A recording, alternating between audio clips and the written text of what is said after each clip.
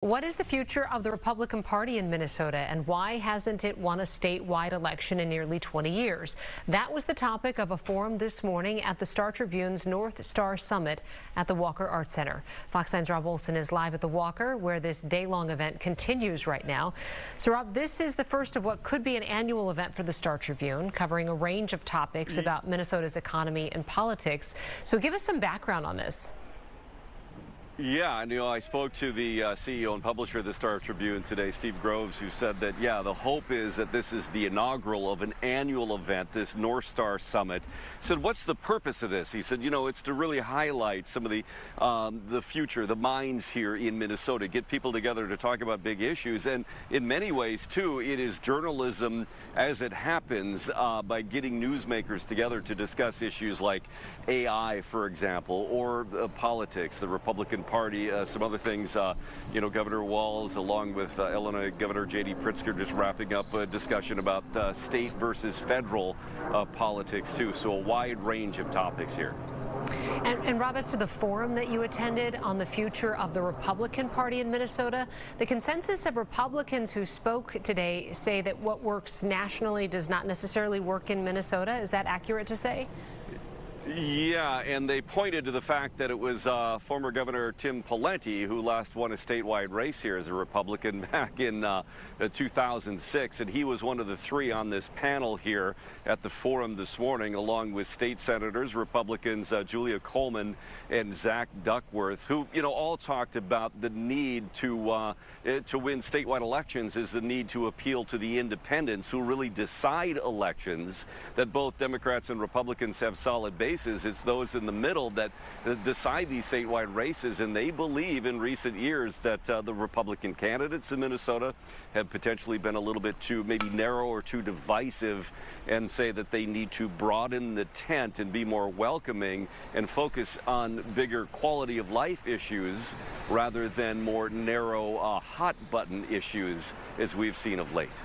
And you spoke with former Governor Pawlenty afterwards, and you asked him what has changed since he won the governor's office in 2006. What did he have to say to that? Well, he said simply the Republican Party is the party of MAGA now, that President Trump's politics have thoroughly taken over the Republican Party nationwide. And he said it's worked nationally, but not so much in Minnesota. He described it as having to be MAGA plus in Minnesota, that you can have those elements, but it needs to broaden out to, again, bigger issues that affect Minnesotans rather than some of the things that are just sort of in the MAGA tent. Here's a little bit of our conversation after the forum today.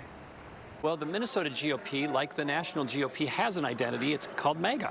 And again, it works in much of the rest of the country, and it works nationally for now, but it hasn't worked in Minnesota. So we have to be something additional or different if we're going to win here. Do you think that message is heard by the GOP candidates out there? No. We haven't won since I last won. And you would think if the party loses in statewide elections long enough, they would actually start valuing trying to nominate candidates who can win. But they're just not at that point for whatever reason.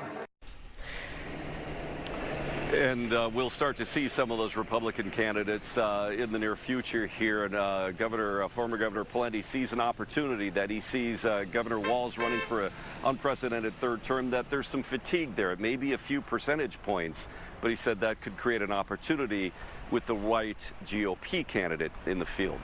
Interesting opportunity today to get all of these people together talking about this and getting into this conversation. All right. Thank you, Rob, for that live report tonight. And in the last hour at the Star Tribune's Northstar Summit, Governor Tim Walz and Illinois Governor J.B. Pritzker taking to the stage to discuss state and federal leadership in the country right now. And of course, today's news that President Trump deployed Texas National Guard troops to Illinois was one of the first topics. They have not picked up the phone and called me, not once. On Saturday, for the first time, I got a notice that Pete Hegseth was going to call me to let me know they're calling up the Illinois National Guard. And that is normally how it's done. They either call you or notify you some other way. But I was told he's going to call, and I thought, great, first time in literally a couple months now that I would have heard from somebody at the White House about their mission. So I was told they were going to call. I literally canceled everything that I had that afternoon to make sure that I was there with my phone, no interruptions, waiting for that call. He never called. And it turns out he was at a football game. Fox 9's Mike Manzoni is covering this discussion for us right now. He'll have much more coming up tonight at 9 and 10.